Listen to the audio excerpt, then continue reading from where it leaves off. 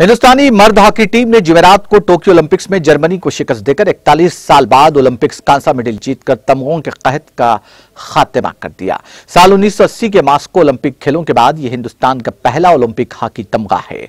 साथ ही ओलंपिक्स की तारीख में यह हिंदुस्तान का तीसरा हॉकी कांसा मेडल है।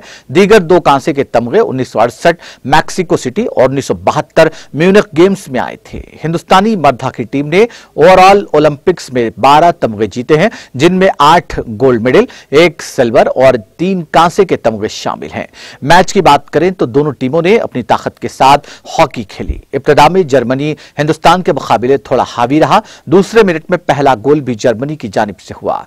मिडफील्डर उरुज तैमूर ने शानदार गोल करते हुए टीम को 1-0 से बढ़तरी दिलाई। इसके बाद हिंदुस्तान ने 1 गोल के ताक़ुब में जारहियत का मुजाहरा किया, लेकिन गोल न हो सका और पहला क्वार्टर 1-0 के स्कोर पर खत्म हुआ। नाज़रीन, हमारे टीटीवी न्यूज को सब्सक्राइब करें, बेल आइकॉन को प्रेस करें, शेयर करें और लाइक करना ना भूलें। और किसी भी एडवर्टाइजमेंट के लिए हमारे इस नंबर पर कांटेक्ट करें। हमारा नंबर है 9550102020 पर।